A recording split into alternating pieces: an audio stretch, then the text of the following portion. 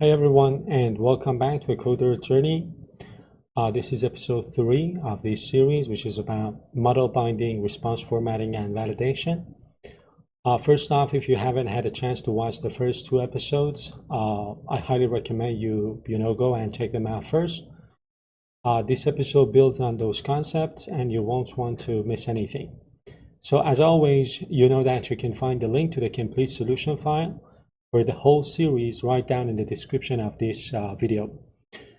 Today we're diving into a super important topic that goes hand in hand with model binding, and that is model validation. So this is all about making sure the data coming into your application is exactly what you expect it to be. So let's get to this. First off, I want to talk about how validation works in ASP.NET Core. So think of validation and model binding as a two-part process that happens automatically in ASP.NET Core. So model binding first. When an HTTP request comes into your application, this framework's, the framework's model binder goes to work. So it reads the data from the request, whether it's from the URL, query string, or request body, and tries to populate the parameters of your controller action. So we have already seen this in action in episode number 2 and episode number 1. Now the second part is validation. Right after the model binder finishes its job, ASP.NET Core again automatically runs validation on the model. So this happens behind the scenes without you needing to do anything special to trigger it. So the framework checks the model against any validation rules you've defined. So the results of this validation are then stored in an object called model state that you can check. If any of your validation rules fail, model state that is valid, which is a property, will be false. So this is why these two concepts are so closely, tied. So validation is an automatic built-in step that happens right after binding. In this episode, we want to, get our hands dirty with validation. So the easiest way to define validation rules is by using data annotations, the easiest way. This is not the best way, but the easiest way. If you have seen my series on clean architecture, you know that I use, FluentValidation to kind of implement my validation rules. But for now, we want to use the simplest approach, data annotations. These are simple attributes that you can apply directly to the properties in your model classes. And you'll need to add a using statement as well to system component model.data annotations. And then you will be able to use these attributes. So let's do something. Let's go and update our book and author model classes, the 2 classes that we have previously created, to include some simple validation. So I'm going to navigate to my author. This is the class that we developed. I'm going to remove this version. By the way, I am on episode number 3. So if you get the solution files, you will be able to get to this version by checking out episode number 2 branch. So I'm going to write a new version of this author class. And as you can see, I am adding the required and the string length data annotation attributes to the name property, and I am going to talk about them in a moment. So as I told you, we need to add the using statements, and now we're done with this. So 2 attributes are added to the name property, as you can see here, required and a string length. So required kind of makes sure that the name property is a null or an empty string. If it is, we'll get a clear error message. And a string length lets you specify a minimum and maximum length for that string. So we're requiring the author's name to be at least 2 characters, but no more than 100 characters. Now I want to do the same thing to the book model class. So again, I'm going to remove this code and I am going to write a new version of this class, and then I'm going to talk about the different properties and the different data annotation attributes that I have added here. So again, you can see required and a string length on the title, and again required on the author. So let's talk about these a little bit. Of course, as I told you, I need to import the namespace, system component model, data annotations. So again, here we've made some similar additions. So ensuring that the title is not empty and doesn't exceed 200 characters. We've also made sure the author object itself is required. So a book can't be created without an author, right? So with our models decorated with validation attributes, the next step is to check the results in our controller. What I am going to do is to go to my controller now, so books controller, and I want to add a simple action method here. So this action method, as I told you, is going to check the model state.isValid property. It's going to be a post endpoint called create validated book, and inside of this we are going to check model state.isValid, and we're going to return bad request if model state is not valid. Otherwise we're going to return the created at action, which we talked about in previous episodes. Again, the key line here is this new line. This is the first time we're seeing this, right? So basically, when a request hits this endpoint, ASP.NET Core will first try to bind the JSON body, because we're using from body, right, to the book object. After that, it automatically runs the validation checks we just defined, so using those data annotation attributes. If any of those checks fail, model state.isValid will be false, and our code will fall into the if block. Inside that block, we simply return a bad request response, and we pass model state to the bad request helper, which gives the client kind of a detailed JSON response showing exactly which fields failed validation and why.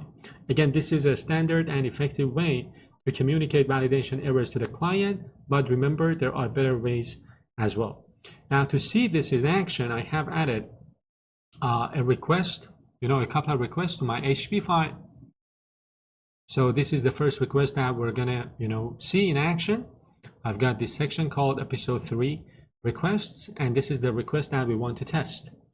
So this first request is going to invoke that a validated create endpoint, and this one should go through without a hitch, because the data that we're passing inside of the request body is valid. So we expect to see or receive a 201 created response.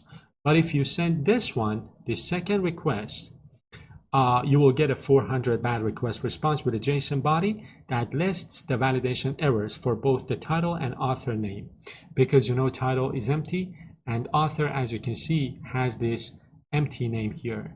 So what I am going to do now is to open the API in my terminal, and I'm going to run it, .NET run.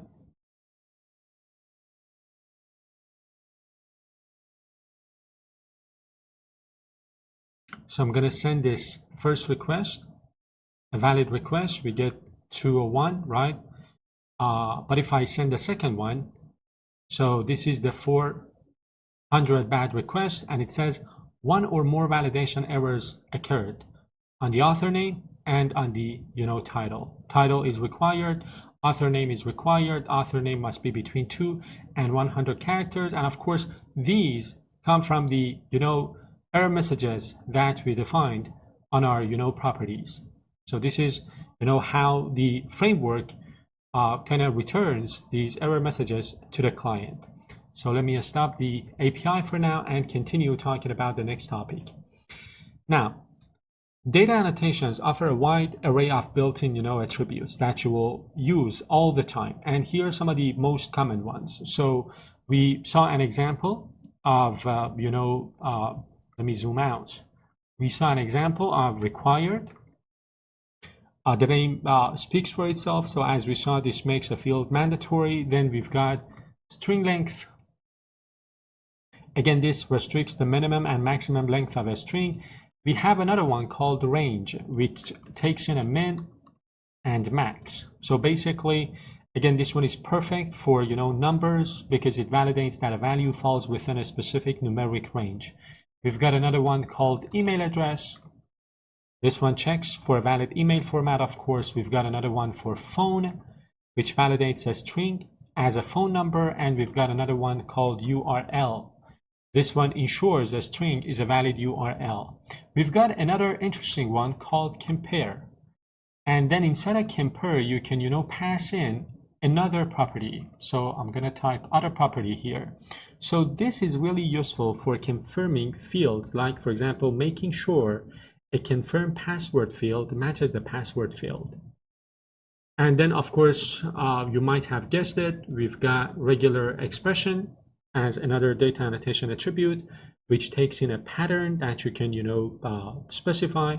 And this one is useful for when you want, a custom validation based on a regex or regular expression. These attributes, as you know, and as you might guess, cover a lot of ground and make validation a breeze. But it is also possible to create custom, attributes. So think about it. What if you have a unique business rule that isn't covered by the built-in attributes? Again, no problem, because you can easily extend the framework. You can easily create a custom validation attribute. Let's imagine a rule for our bookstore. So book titles should not contain any of, let's say, a list of banned words like test or dummy. We can, create a custom validation attribute in the root of our project and then apply it to our properties. And this is exactly what I want to do. I want to create a folder here. I'm going to call it validation. And inside of validation, I am going to add a file. I'm going to create the, class first, and then of course I'm going to talk about it. But it is not that difficult to understand. Basically, you need to inherit from a class called validation attribute, and then there is this method called isValid that returns a validation result, and then you will have to process the input and decide whether you're going to return a validation error or not. I'm going to create this class. The name of the class is no banned words attribute. And then inside of this method, as I told you, we're going to override, this valid method. And then here we are going to kind of decide whether we want to return a validation error or not based on our specific business rule.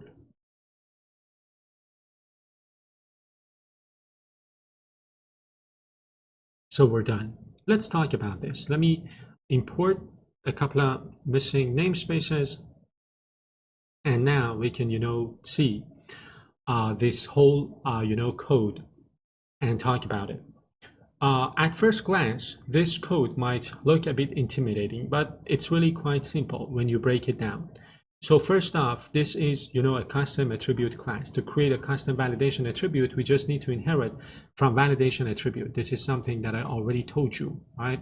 So we are inheriting from this, and the constructor allows us to pass in any parameters we need, right? So in this case, an array of banned words, for example. And then here is the validation logic. So the core of our logic here lives in the isValid method. The method is called automatically by the framework. So we check if the value being validated is a string, right? And then if it is, we loop through our list of banned words. We're using a string comparison, ordinal ignore case to make sure our check is case insensitive.